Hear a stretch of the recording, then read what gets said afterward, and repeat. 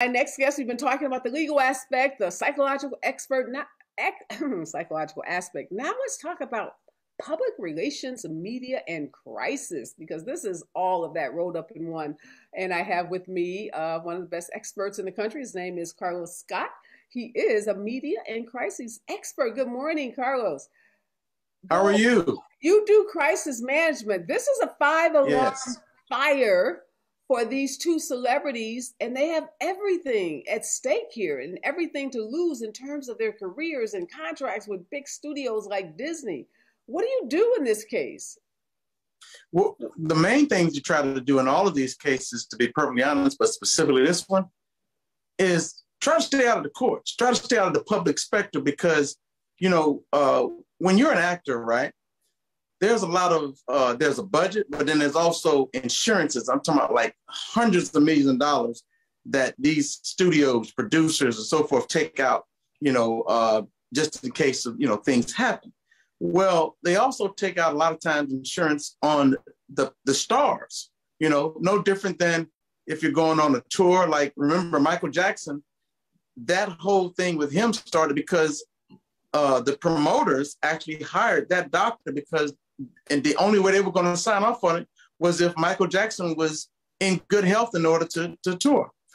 Now, with Johnny Depp and Amber's case, this is I've said this in a previous interview, this is a lose-lose for everybody.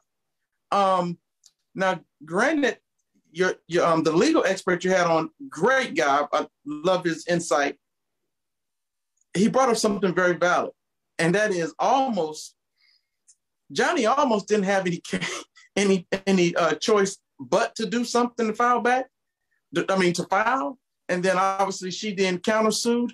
But in the perfect world, and I've been through some, you know, I've been through through the fires, all right?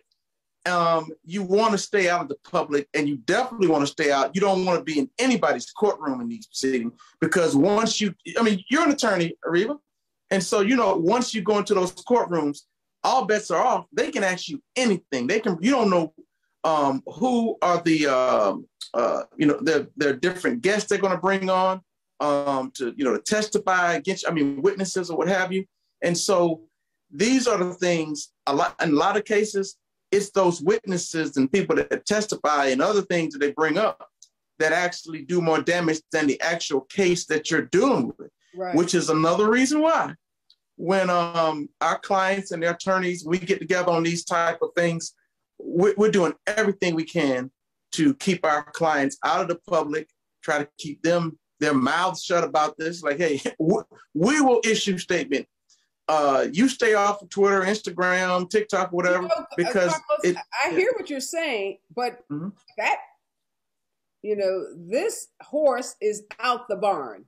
They are in court. They've been in court for the last couple of weeks, and they're going to be in court. And we've seen some graphic photos of piles of cocaine and piles of, you know, marijuana and liquor bottles. And we've seen, you know, these graphic text messages with Johnny Depp referring to his wife in ways and terms that you wouldn't even talk about, you know, your worst enemy.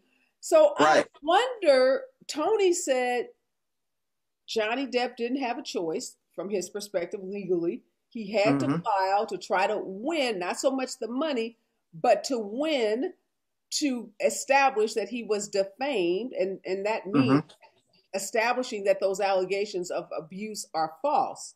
Right. I wonder, even if he wins this lawsuit, what are the chances that Disney wants to be associated with an actor that has revealed this level of drug use, this level of misogynistic statements, abuse? I mean, whether he hit the woman or not, he's called the woman some names. That's abuse. So we need to be really clear about that. You know, we hit her, but we got the text message. We got the receipts on that. So some stuff is not deniable. So is a student going to pick this guy up given that conduct? I don't think, let's be clear about this. I don't think Disney will. Now, whether that's Netflix, Paramount, you know, MGM or some other studio or what have you. But I'm not a psychic. I'm a PR and Johnny will never, ever work for Disney again in any capacity. This is popping popcorn. And so, no more pirates, and because, no more pirates installations, no more. Oh, no. Okay, come on. That ship is sailed. And he said some things publicly, even during this trial about Disney that were kind of shocking to me, which further puts the nail in the coffin to. Give me an example of what you heard that shocked you as a PR professional. Well, he said something to, I saw a clip the other day, basically saying that that he wouldn't do another Pirates or work with Disney or whatever. So to me, that kind of didn't make any sense, because I'm like, aren't you suing because you didn't get an opportunity to? So why would you then in a court case say, you know, that literally made no sense to me.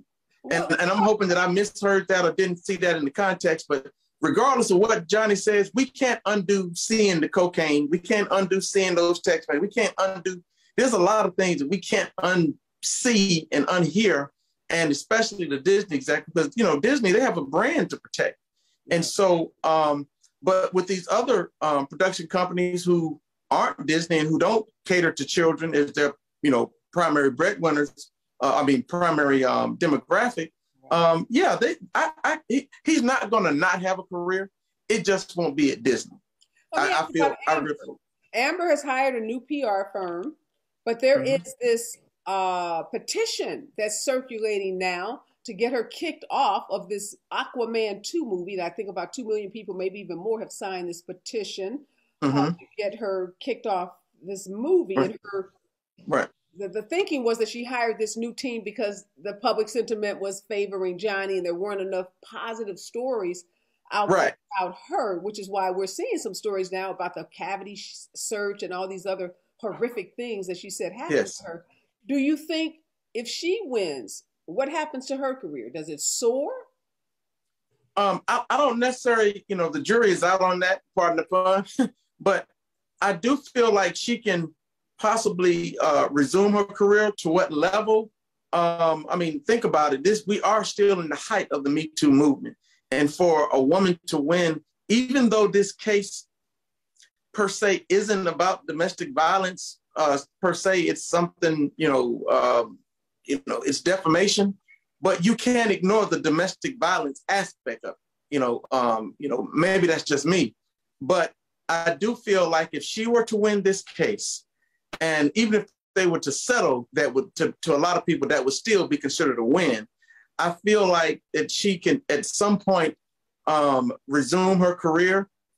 Speaking of a PR standpoint of view, she definitely, there's some mental health kind of things there. And, she could possibly turn this thing around by getting some counseling, making it very public that she's getting that counseling. And hey, maybe even becoming an ambassador for one of these mental health organizations. We had a client that went through a very public situation, and it was mental health related.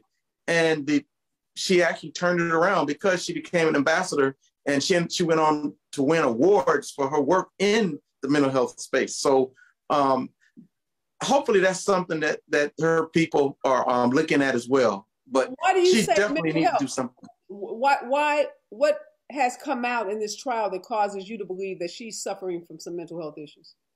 Well, there were testimony in reference to alluding to her being bipolar or having, split personalities and different things of that nature.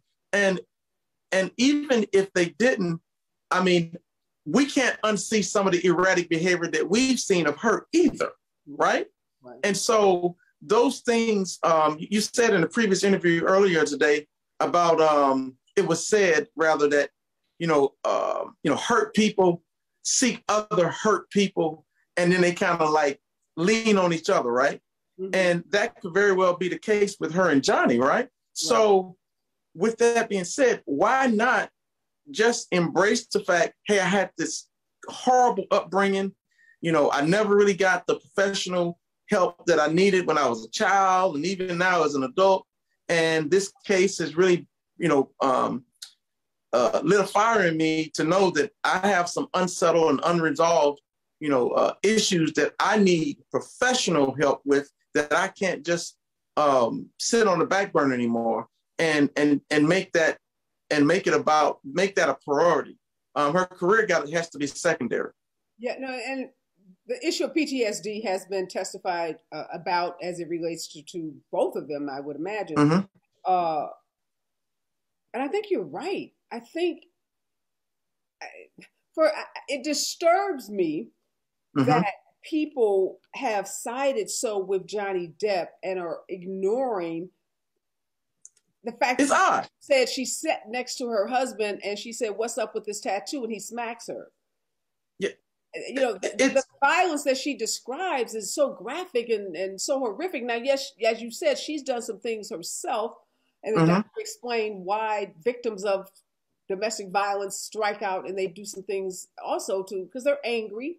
Right. Yeah, I think there's an opportunity here to really get people to focus on the fact that domestic violence is real. Now, if he feels like he's also a domestic violence victim, then he too maybe should step up in that way that you just described, and he become right. an ambassador for men who've been brutalized or have right. experienced some degree of violence. But I think they both mm-hmm. have an opportunity here to turn this into something that's not just about them, because right now it's so messy. And it's so about their little back and forth that I think is turning a lot of people off. But there's some bigger issues here. Right. Important. The bigger issues, and what I don't want, and I think you said as well, what I don't want people to do is ignore the domestic violence aspect on either side, because we don't talk about it a lot, because men, the big, I'm a 205-pound guy, former football player and all that. And so we're strapping, and so we're very physically imposing to most women that we're going to encounter. But there are men that are also victims of domestic violence, whether it's emotional, whether it's financial, and sometimes it's physical. And so, with that being said, they need to both seek professional help for their personal lives. And then what semblance of their careers they can resume, that should be, to be perfectly honest, on the back burner.